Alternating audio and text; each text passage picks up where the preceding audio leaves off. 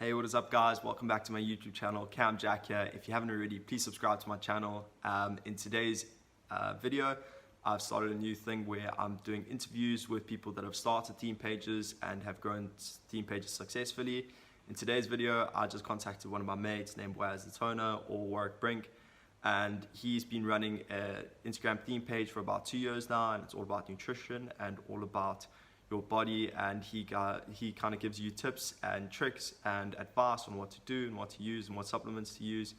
So yeah, if you guys enjoy the video, please can you give it a thumbs up, and if you are wanting to, if you've got any questions that you're wanting answered, please just ask them below and either address them to me or Warwick, and I'll ask him to come and leave a comment for you guys and leave a reply to help you guys out. So yeah, I hope you enjoy the video.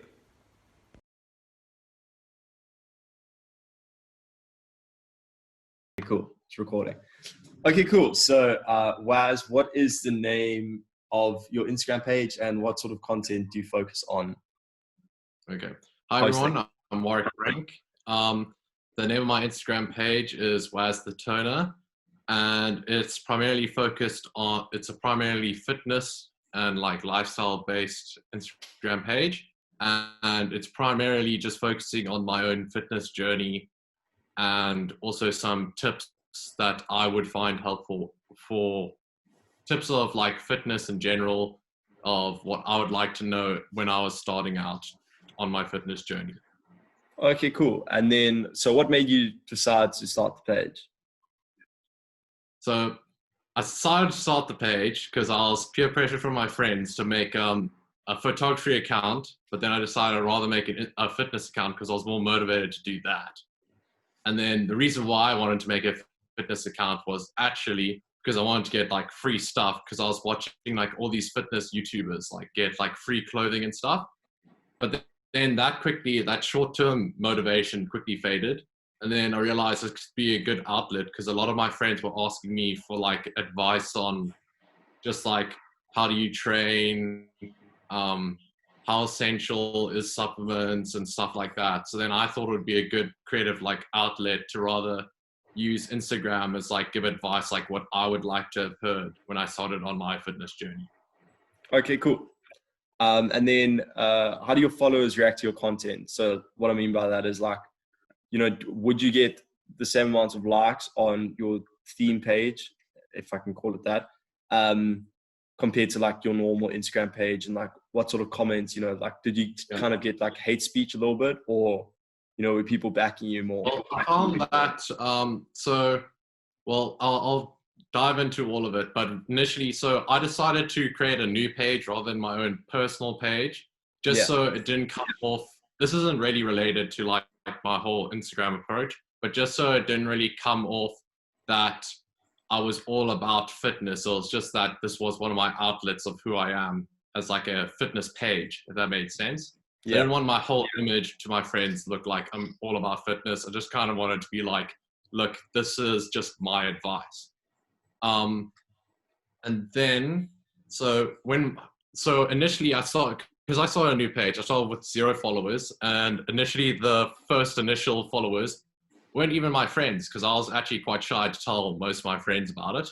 Yeah. So I found that what I did was do a lot of follow for follow, and then like comment on a lot of my favorite influencers pages.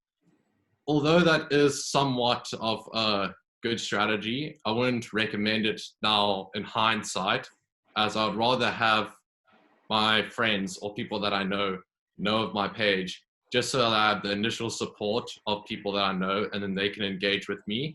And then hopefully through them engaging, there are other people that they know that would be referred their page. As say when you like follow a page, it would be recommended underneath. Yeah.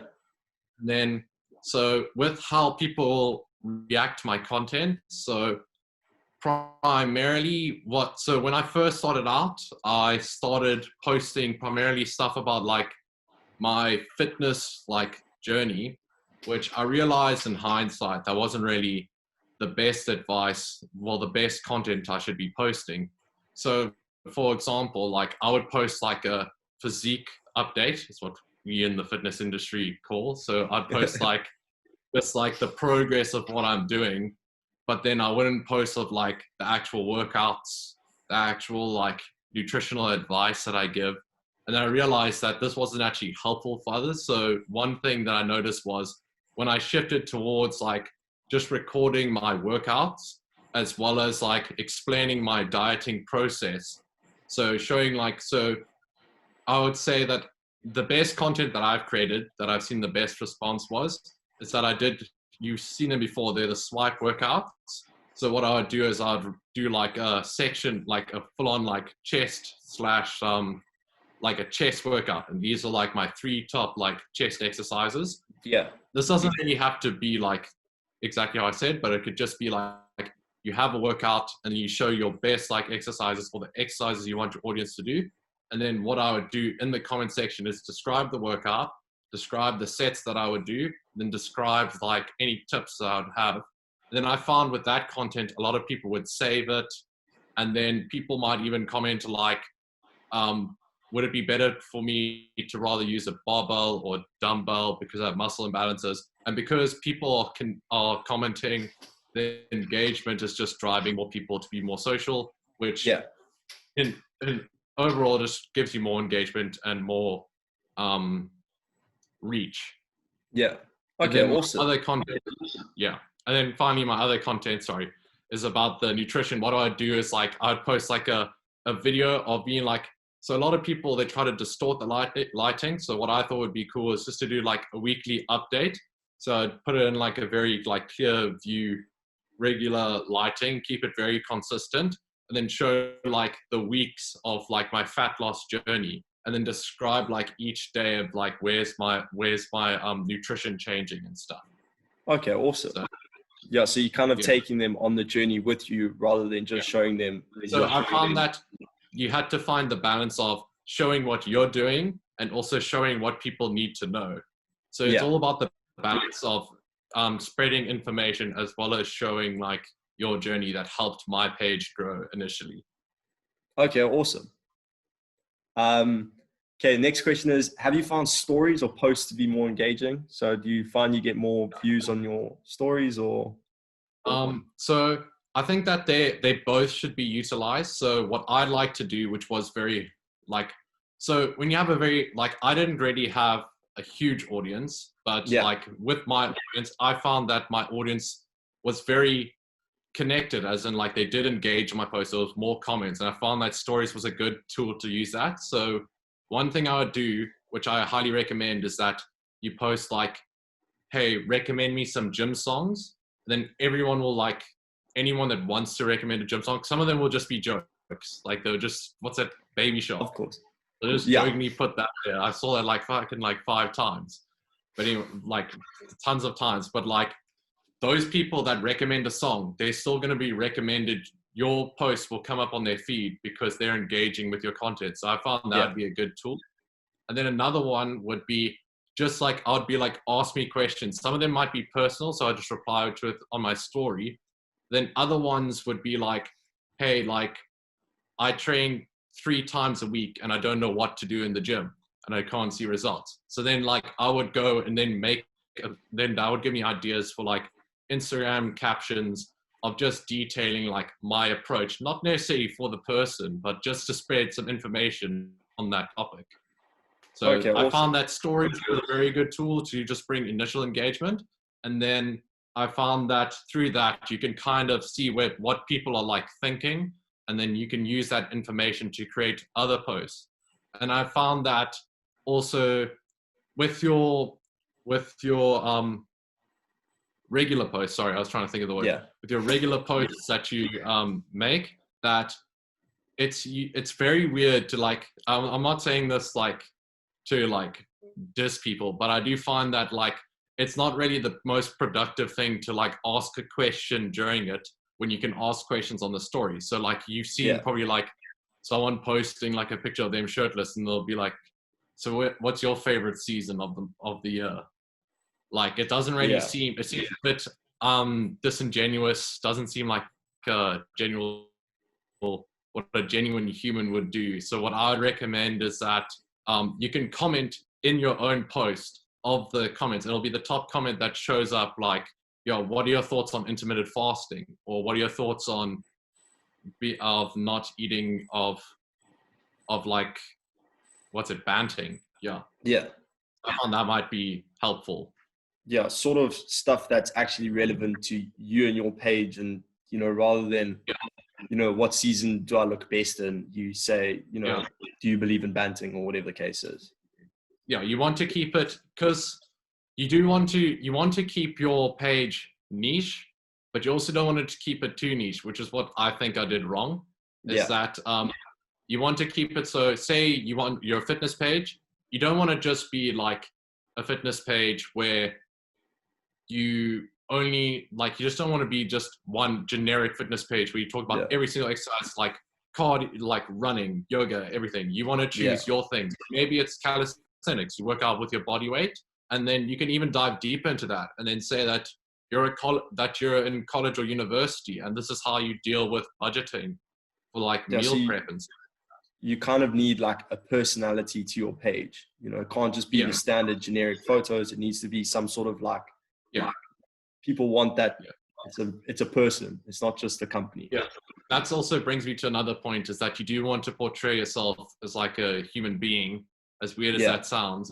Like, because like, if you think about it, like 20 years ago, the people that were on like the cover photos of magazines, a lot of people didn't think they were like normal people that just had like healthy habits. So a good thing that I think that a lot more people my favorite like fitness influencers do is that they post their like meals, and they post like that they're about to go to gym and stuff, and they post like just stuff that like they do, like going on walks and stuff, that all like goes into their lifestyle and showing like how they actually achieve their body. Like, it's not like something that they do for 60 days and then quit. Like, it's not, they like showing how they actually live.